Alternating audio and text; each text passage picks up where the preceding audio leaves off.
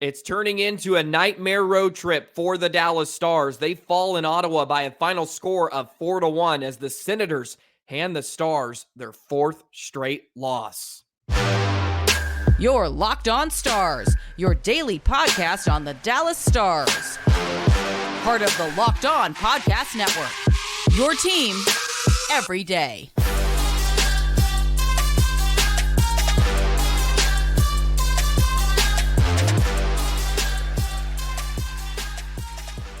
Howdy, Stars fans, and welcome back to another episode of Locked On Stars, part of the Locked On Podcast Network, your team every single day. It's a pleasure to be with you. I'm Joey Erickson, former producer of 105 Through the Fan and play-by-play voice of the Chippewa Steel. Please be sure to subscribe. We are free and available wherever you get your podcast and on YouTube. And as always, thank you so much for making us a part of your day and making us your first listen. Well, it was all kinds of ugly last night in Ottawa for the Dallas Stars. They fall in their fourth straight game, and they've not won in Ottawa in the last 8 years. It's been sort of a horror for Dallas to play the Senators in their own building, and it was simply not good enough last night. The lone bright spot was Joe Pavelski got off the schneid and got his 20th goal of the season. We'll talk about that a little bit later on. And Dallas now has to try to salvage a road trip, which has been a nightmare so far in Carolina against a very good Hurricanes team who they beat just not too long ago. So see if they can salvage something there in North Carolina. Hope you're having a wonderful Friday, Stars fans. Be sure to like, comment, and subscribe. Hit that notification bell. Never miss an episode of Locked On Stars. A tough one to come on here and try to verbalize the mess that occurred last night as the Stars fall by a final score of 4-1, and we're really never in the game for the majority of the contest. Dallas chased a ton in the game, constantly chasing the pill, really struggled in the faceoff dot, which has not been a characteristic throughout this season. Just 38% in the dot. They tied a season low in shots on goal with 15. They got doubled up by the Sens, took some penalties, took some untimely penalties, one of them which came back to haunt them late in the second, and just could not get anything going. It lacked energy. It lacked urgency. A lot of different guys did not have great nights. Miro seemed to be the only one with some juice. It felt like he was dancing a bit, ends up with an assist on the Pavelski goal. But other than that, it was just a whole lot of meh. Look, the Stars are a shell of themselves right now. They truly are. They're playing a ton of lefties on defense. Pouliot and Lindell got tore up in a few shifts. Pete DeBoer was forced to juggle the lines, just trying to hopefully just create something, and it never happened. We saw lines such as Dellandrea was with Robertson and Johnston. Hintz was with Benn and Pavelski. That wasn't good. Of course, they kept the Duchesne line out together, and they had their moments. Stars had their moments in the first period where they controlled the puck. They had some offensive zone time, but did not turn into anything dangerous. Really had trouble getting shots on net in a game where you felt coming in they would have had the ability to score some goals, and it just did not happen. And the real frustrating part of it all is there was a lot of positive signs coming out of New York and Boston. Yeah, you didn't end up with 4 points in those two games, but you played hard. The effort was there, and they just looked tired. They just didn't have the legs, so to speak, in the game against the Sens. They just weren't up to the fight. They got outmatched physically. Senators took it to them. They got a lot of good players on that team, a lot of young talent. Stützle was all over the place. Giroux had his moments. They got some great talent on the back end. Shabbat, Sanderson, Bernard Docker, you name it, they have it. Practically call them the North Dakota Fighting Hawks. Seems like they've grabbed quite a few from North Dakota in the collegiate ranks. And yeah, they looked good last night. Stars were never really in the fight, unfortunately. You hope the Pavelski goal late in the first period to tie the game at 1 would have got them going in a second period where they have the second best goal differential in the National Hockey League and just did not have the juice to compete. And Ottawa, credit to them, just steamrolled them in a lot of aspects. 13-4, they outshot them in the second period. Stars gave the puck away a ton. Would love to see the giveaway numbers. Just not a lot of connected play in the contest. Stars ended up with 13 giveaways in the game.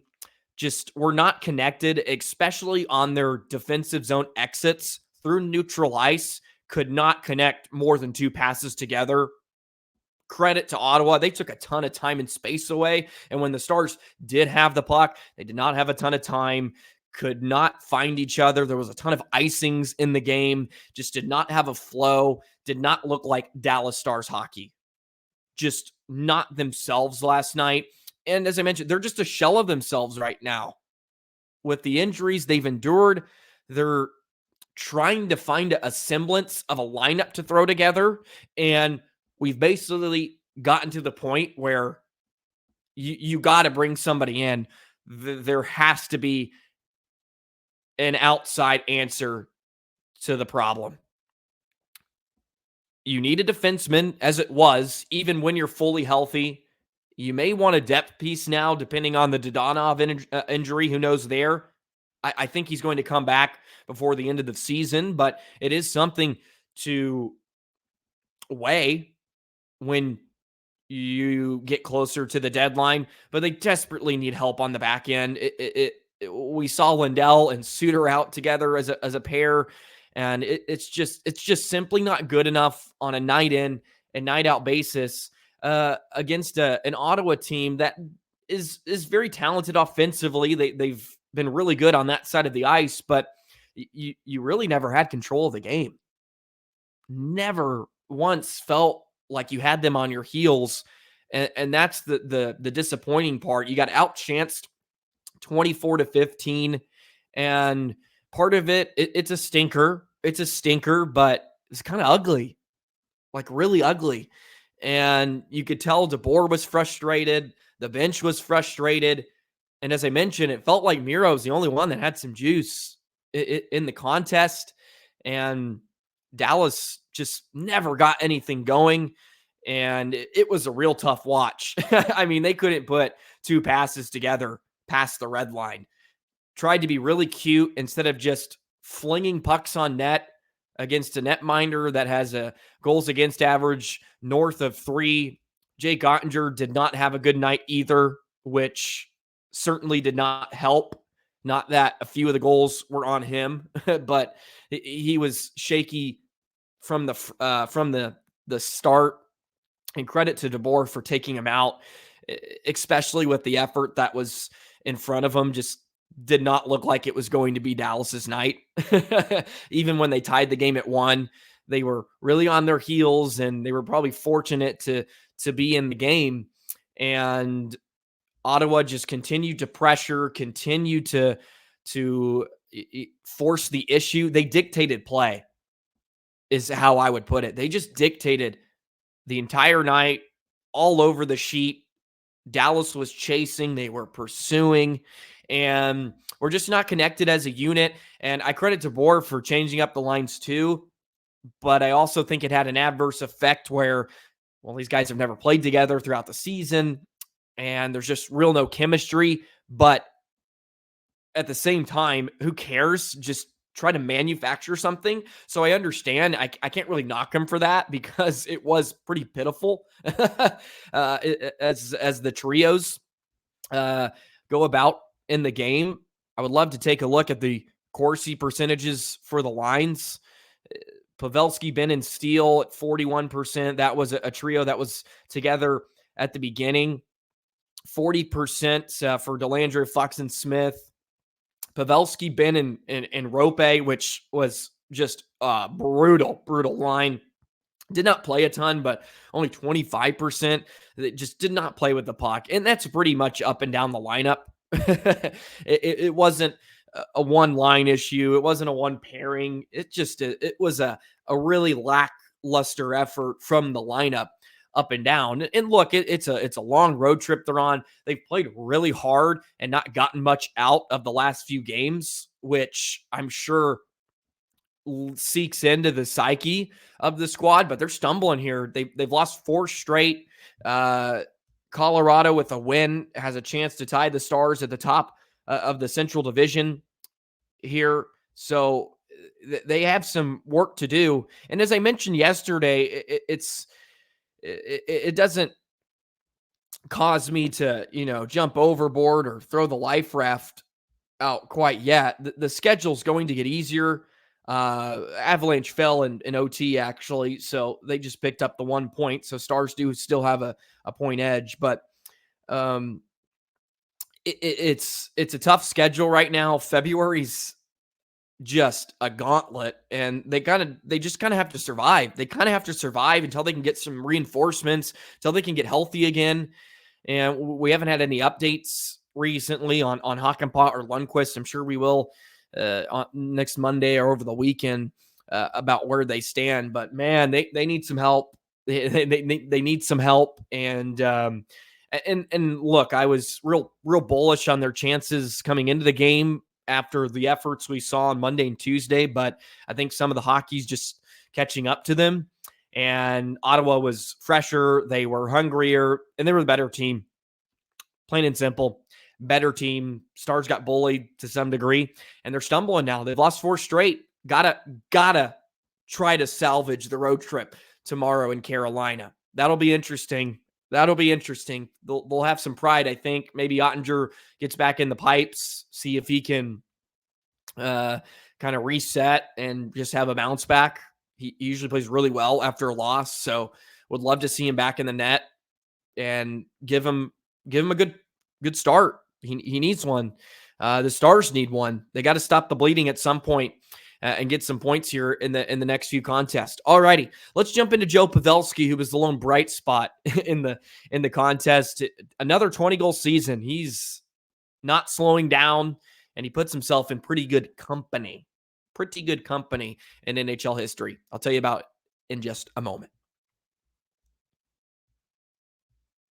Today's episode of Locked On Stars is brought to you by Indeed. We're driven by the search for better, but when it comes to hiring, the best way to search for a candidate isn't to search at all. Don't search, match with Indeed. If you need to hire, you need Indeed. Indeed is your matching hiring platform with over 350 million global monthly visitors, according to Indeed data, and a matching engine that helps you find quality candidates fast. Ditch the busy work. Use Indeed for scheduling, screening, and messaging so you can connect with candidates faster. Go ahead and join the 3.5 million businesses worldwide that use Indeed to hire great talent fast. And listeners of this show will get a $75 sponsored job credit to get your jobs more visibility at Indeed.com/locked on.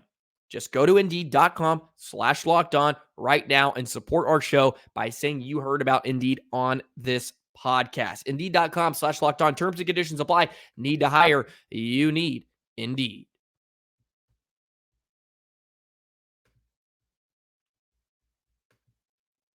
Be sure to check out Locked On Sports today, the first ever national sports 24/7 streaming channel available on YouTube and on Amazon Fire TV on the Fire TV channels app. Locked On Sports today, covering the top sports stories for you with our local experts of Locked On. Good stuff over there. Be sure to follow me on the Twitter thing, JoyTheJet19, or Locked On Stars, putting out content daily, having a ton of fun. The urgency is picking up within the National Hockey League with the trade deadline right around the corner. So we will continue to monitor that, and hopefully the Stars make a move and really, really bolster this roster so they can make a run come springtime.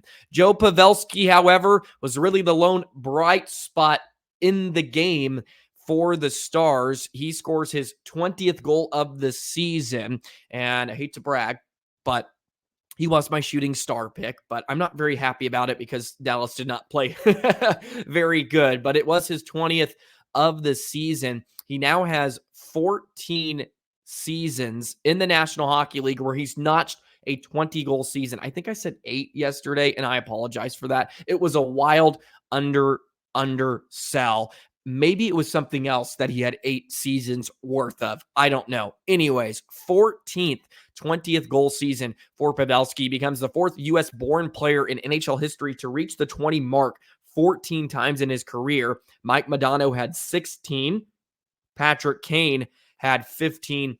And Keith Tkachuk had 15. He continues to climb the ranks in U.S.-born goal scorers in general as well. He's trying to track down Joe Mullen. So congratulations to Mr. Joe Pavelski, doing some very, very fine work in front of the net. But other than that, it was not very, very pretty for the Stars in general. And I hate to segue back into some just overall Stars talk, but I feel like it's necessary. I of course, want to give Pavelski credit where credit is due, but it was just so ugly last night.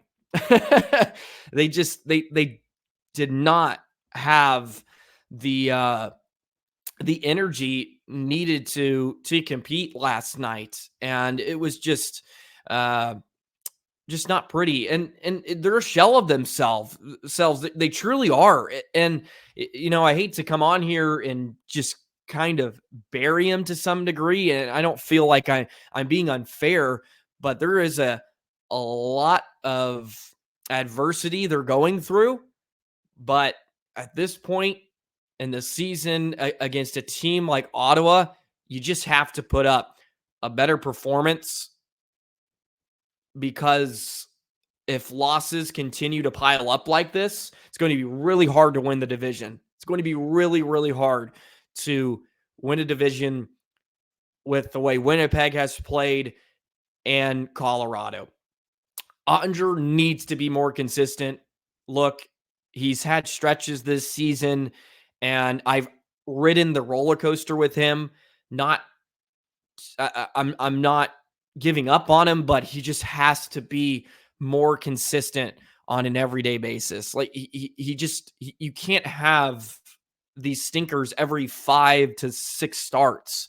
It's just, it can't happen, especially with the breakdowns we've seen in the Stars defense. They broke down so many times yesterday, so many odd man rushes. The Norris goal they gave up, he just sneaks behind the defense. It was a beautiful pass too, but they break down a lot, and we know that. You have to have really, really great goaltending, above average, for the Stars to do some damage, especially with the lineup they're throwing out there. And look, they don't have a lot of options, and I can't sit here and be like, well, bring up this guy, bring up that. Their depth is really bad defensively. It's been an issue. It's been a problem.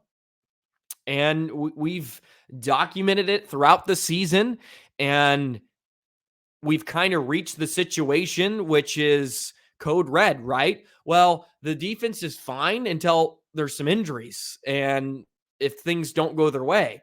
And we've now reached that situation where they have 2 defensemen, 2 of the right shot defensemen as well.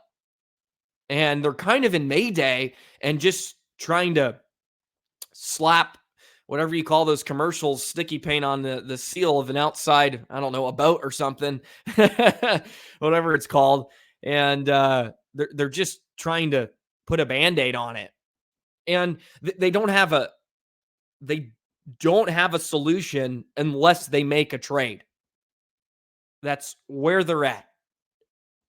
And I've been pretty I guess you could say kind about it. Like, oh yeah, just go make it. They have to make a trade. 100%. They need to make a trade.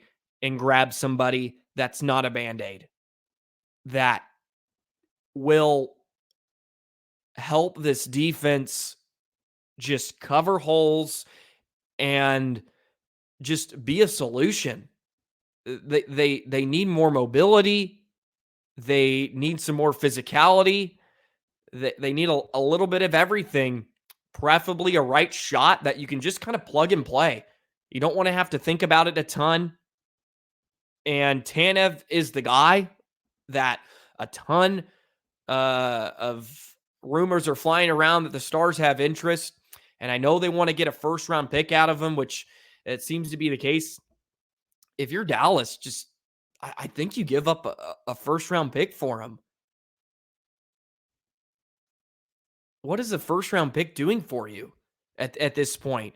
And I think it's necessary because, as I mentioned earlier this week, you don't want to sit back 3 months from now and be like, yeah, we probably should have went out and got somebody of his caliber. Don't waste the potential of this team. The offense is so good. And they haven't scored a ton lately. I get that, but they got goaltended in the other 2 games. This one was a bit of an anomaly for the big picture of this team that's almost averaging 4 goals a game since the turn of the year. Don't waste the depth you have now because you're trying to build for the future, so to speak. And it will be something they have to address, of course, because you're most likely getting a rental at the deadline. But look, you got to be in win now mode. And they are, but they have expectations to win. And you certainly can't win with the lineup they have right now. And I've said enough throughout the year, even when they're fully healthy, they're just a bit behind other teams in terms of their team defense. They just break down way too much. They give up a lot of open ice. And we had an example of that yesterday. And it's recency bias. Yes, it's recency bias, but we've seen that in a lot of other games throughout this season. There's been a ton of efforts, not efforts like that, but a ton of games where the Stars are chasing around and they give up a lot of odd man rushes, and they have to ask their goaltenders to be world class on a lot of nights. And they usually muster up enough offense to get the job done. Of course, did not muster up enough against Ottawa. All righty. I digress. Stars got to try to salvage a road trip here in Carolina tomorrow. Let's touch on that a bit more, and we'll get you off into the weekend. It's a venting episode of Locked On Stars. It's been a while since we've had one of these.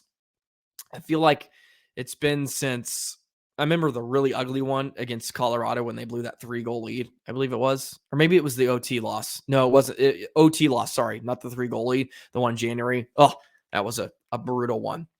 This is turning into a bit of that. Anyways, let's talk about Carolina a bit. Let's just end this nightmare of a road trip in just a moment. Today's episode of Locked On Stars is brought to you by Ibotta. Grocery bills are so expensive these days, but now they don't have to be. Start getting cash back on your grocery shopping with the free Ibotta app and get cash back every time you shop. Ibotta is a free app that gives you the most cash back every time you shop on hundreds of items, from groceries to beauty supplies to toys. So you can make sure you're beating inflation no matter what you're purchasing. Everything has been going up. You need Ibotta because the average Ibotta user earns $256 per year. That could cover the cost of an entire shopping trip for like a family of 3 in this economy, maybe. So you can buy that flight you've been eyeing, that game you've been dying to go to, or the fancy dinner you've been craving. Other apps give you points that just don't amount to much. With Ibotta, just add your offers in the app, upload your receipt, and get real cash back that you can cash out in your bank account. Join the over 50 million users of Ibotta. Get cash back every time you shop from over 2,700 brands and retailers, which include Lowe's, Maze, Sephora, Best Buy, and more. Right now, Ibotta is offering our listeners $5 just for trying Ibotta by using the code LOCKEDONNHL when you register, just for trying. So go to the App Store or Google Play Store, download the free Ibotta app to start earning cash back, and use code LOCKEDONNHL. That's IBOTTA, Ibotta, in the Google Play or App Store, and use code LOCKEDONNHL. Okay, Dallas needs a win tomorrow night, to say the least, against a Hurricanes team that's been really, really good as of late. They took down the Panthers 1-0 yesterday to pick up another win. Yeah, they're a good club, and the game we saw last week against Carolina in general is one of the best games of the season in terms of just really two good teams going at it. It just felt like both teams were high-flying, a ton of excitement, a ton of injury, and the Stars, fortunately, came out on top. Carolina 34-17-5 now, 73 points. They're second in the Metropolitan. Stars are being chased down. Colorado, Winnipeg is still in the hunt. And wow, the Western Conference is really, really starting to tighten up. I mean, Vegas is only 10 points behind Vancouver, but Vegas, of course, is going through some troubles of their own. Mark Stone and Eichel are now on the LTIR. Tell me if you've heard that story before. Just a salty Stars fans here, okay? And Edmonton still has a ton of games in hand. They've only played 53, and they got 68 points. Edmonton could sure as heck just win the Western Conference. I mean, to be completely honest, I mean, anything can happen with McJesus in the lineup. Man, yeah, it's I'm at a loss for words. I really am. I'm a bit dejected. It's just, they're a shell of themselves right now. They've stumbled 4 straight. Defense isn't good enough.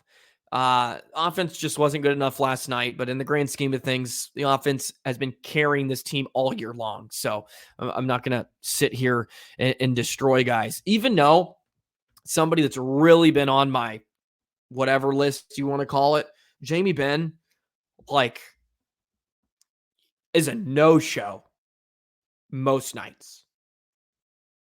I feel like he's a complete no-show. Don't get me started on whatever role he's playing on the power play. Why is Jamie Benn on the flank? Why is he on the flank?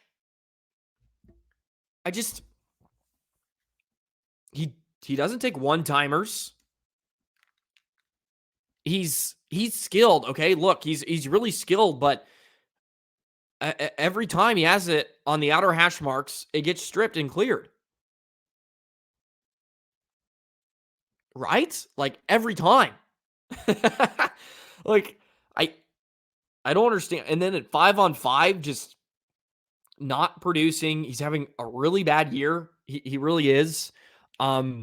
He's more often than not been a really good asset come playoff time, even though he kind of crapped the bed last season in the Vegas series, but there was a whole lot of issues besides just him in that one. But his line needs to figure it out, because they're becoming the Sagan and Marchment of last season, where you can't pair anybody with them. They've tried Johnston, and he's been really good, but he's gone through spells where he can't find the back of the net. Pavelski is struggling in the grand scheme of things. He did score yesterday, but it was his first in the last 12 games. Him and whatever it is, Steele or Dellandrea, just who's ever with Ben. It's becoming last season where you just can't find anybody to play with them. They just don't have a lot of speed on that trio. And yeah, I feel like I've had a bone to pick with him for a while. And it's just like, I feel like he's just no-showed a lot lately. And that's just an eye test. It's just an eye test. And I understand the physicality he brings and everything that comes with it. And he picked up an assist last night. Like, yeah, it was a good play in front, but just not a ton from El Capitan. So I would love for him to just get on the horse a bit, to get his line going, because they need him. They need him come playoff time. They absolutely do. It's just been a not so productive year for Jamie. Okay, that's where I'm going to end it on my soliloquy and rant on 14. I just feel like that's been bottled up inside for a few weeks now. And I say it on a night he had an assist and made a good play, but look, it was 4-1. Assist didn't matter. All righty. That'll do it for this week on Locked On Stars. Thank you. Thank you for rocking along. It's been tough lately. Please, vent in the comment section. Just throw it all out there. If I'm being too nice, let me know. I tried not to hold back. I feel like I went after him a bit, okay? They need a bag skate. Probably not tomorrow. They need to rest, okay? This is a long road trip. They can bag skate when they get back to Dallas. Enjoy your weekend. Hopefully we enjoy a Stars win as the Stars try to salvage a road trip as they're stumbling their way through February. And we'll be back on Monday with a fresh mindset, with a fresh smile, and we'll hit the ground running. Have a great rest of your weekend. We will see you on Monday. So long, Stars fans.